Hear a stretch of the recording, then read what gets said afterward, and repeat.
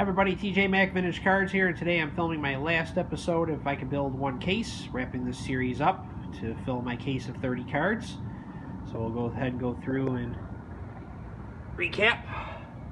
Got the Cleveland Quartet, my father-in-law's favorites, artistic beauties, cards that I just admire for their great artistic appeal, ones I just like to look at. Of course, all depicting great players as well. Then we got my father's favorites, Mano, K-Line, and Orr. Great players that overcame adversity to have great achievement, with Jackie Robinson, Hank Aaron, and Roger Maris. Three guys you have to admire. And then defensive giants of that time, Chuck Bednarik, Dick Butkus, and Joe Green. Just great players there.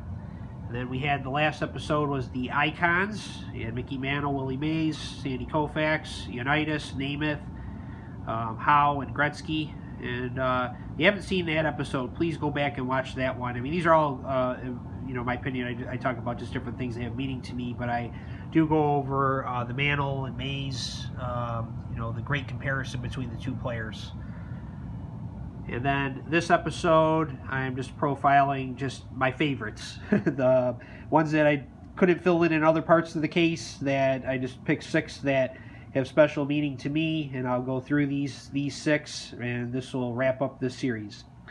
So the first is, and I've done video on this before when I talked about my evolution as a collector, is this Ted Williams. This card has a lot of meaning to me because my wife had bought this for me for my birthday one year, and this was at a time when this was a pretty big purchase for us, and I really was grateful for her for supporting something that I'm interested in doing and collecting, and it really meant a lot to me that she did that at that time. So this card will always be in my collection. I've said also in that video that he kind of reminds me of my grandfather growing up, Ted Williams, just his demeanor, and my grandfather also played some baseball, not Major League Baseball by any means, but played baseball in the area as an adult, and was a really good catcher. So just means a lot to have that card in my collection. And this was really my first baseball hero growing up, was Reggie Jackson. Not on the A's so much, more on the Yankees, but I wanted to put his rookie card in here because this was a card that as a kid I never had and always wanted, and just so great to have this one in my collection. Love that big bright purple circle there with the yellow and white lettering, and just that old style A's uniform. And what can you say about Reggie Jackson? Big time performer, World Series champion, I believe 5 times, hit over 500 home runs, big money player. And then I had this card I've shown before too when I went over my the same video with the Ted Williams, about just my evolution as a collector, and just over time, and those players that inspired me. And in this case, Landry didn't inspire me as a player because he played long before my time, and he wasn't by any means an exceptional player. He was a good player, but not a great player. And but he was more obviously known as the coach of the Dallas Cowboys, which was my favorite team growing up.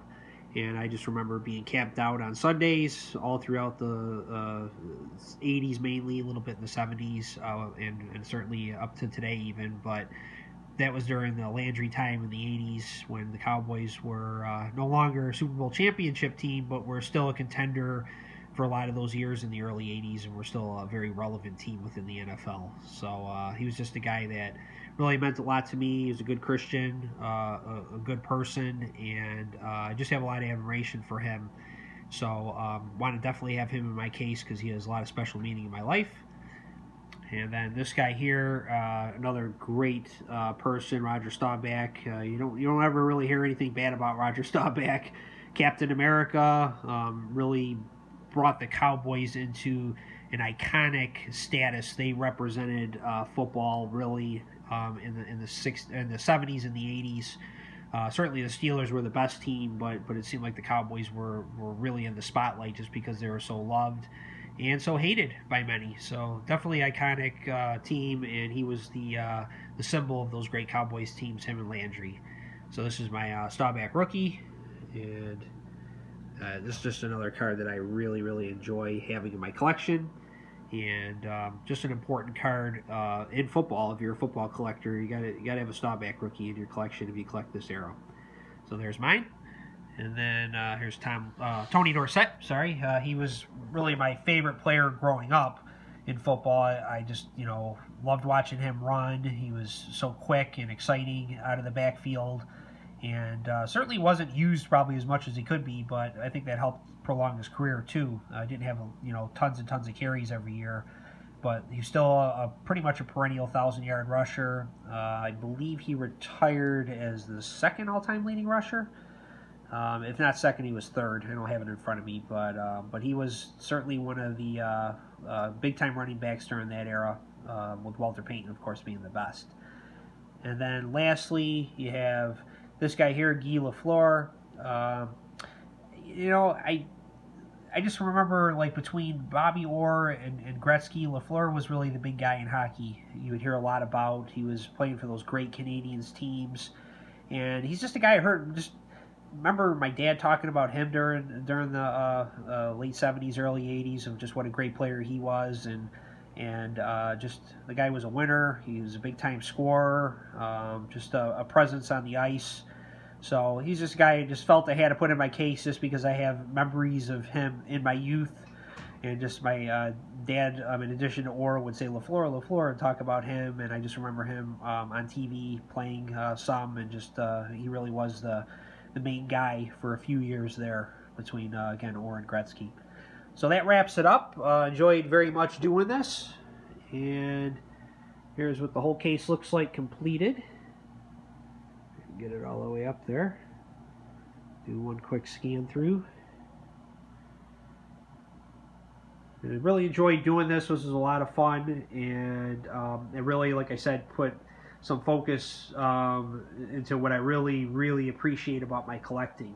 So I hope you enjoyed this journey with me, and I'll see you in my next series that I do. And I'll talk to you later. Bye.